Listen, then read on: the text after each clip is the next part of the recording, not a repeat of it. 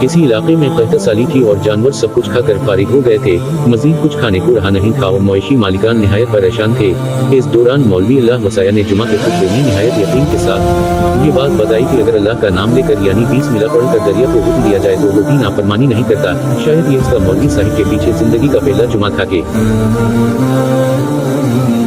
बात इसके दिल में उतर कर यकीन का दर्जा पा गई। इसने वापस आकर अपनी बकरियां खोले सीधा दरिया पे चला गया। ऊंची आवाज से 20 मिला पड़ा और दरिया को कहा कि वो जरा अपनी बकरियां चराने जा रहा है, इसलिए वो उसे अपने ऊपर से गुजरने दे। ये कहकर इसने अपनी बकरियों को हांका और दरिया के ऊपर से चलता हुआ दरिया पार कर गया।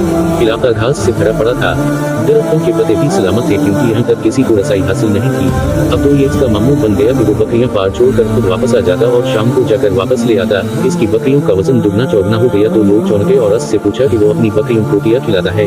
वो सीधा सादा साफ दिल इंसान था।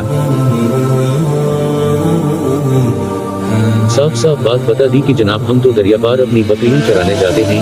बात सबने सुनी मगर यकीन किसी ने ना किया क्योंकि ये एक नाकाबिल यकीन बात थी।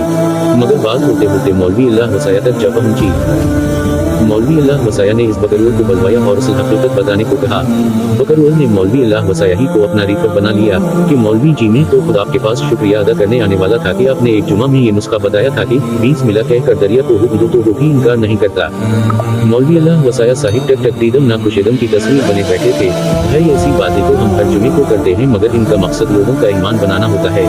मगर बकरियों वाला डटा रहा कि बस मैं तो बसम अल्लाह कहकर पानी पर चलता हुआ बकरियों समेत पार चला जाता हूँ। आखिरकार मौलवी साहिब ने सबा खुद ये तजुर्बा करने की ठानी। लोग भी सबा दरिया के किनारे जुमा हो गए और बकरवल भी आ गया। मजमा ज्यादा था। मौलवी साहिब ने एक दो दफा अंदर ही अंदर इरादा किया कि इनकार कर दी, मगर वो जो मौलवी साहिब को मस्जिद से कंधों पर उठा कर लाए थे अब भी जोश और खरूश से अल्लाह पर किनारे लगा रहे थे और मौलाना अल्लाह वसाया के हक में तारीफी मोशिगाफियां कर रहे थे। आखिरकार मौलवी साहिब ने एक रस्सा मंगवाया और पहले इसे दरख्त के साथ बांधा, फिर अपनी कमर के साथ बांधा और फिर डरते डरते ढीला ढाला। सब 20 मिला पड़ा और दरिया पर चलना शुरू हो गए।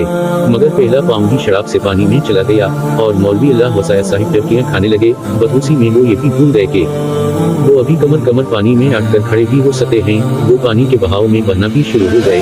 लोगों ने खंच कर बाहर निकाला और सूखने के लिए साइड लिटा दिया।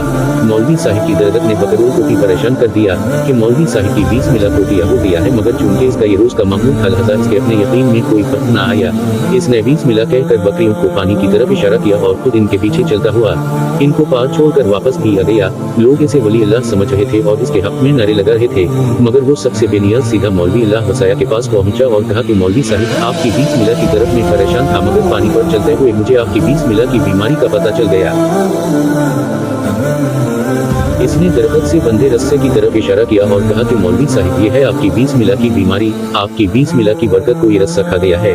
आपको अल्लाह और 20 मिला से ज्यादा इस रस्से पर भरोसा था, लिहाजा अल्लाह ने भी आपको रस्से के हवाले कर दिया था। कमाल करते हैं आप भी मौलवी साहिब, मैंने आपके मिना से सुना और यकीन कर लिया और मेरे अल्लाह ने मेरे यकीन की लाज रखी, मगर आपने अल्लाह से अल्लाह का कलाम सुना मगर यकीन नहीं किया, लिहाजा अल्लाह ने आपको रसूल कर दिया। यही कुछ हाल हमारी नमाजों और दुआओं का है। हर एक इबादत यकीन से खाली है। जब दुआएं कबूल नहीं हो रही तो नमाज क्या कबूल होगी।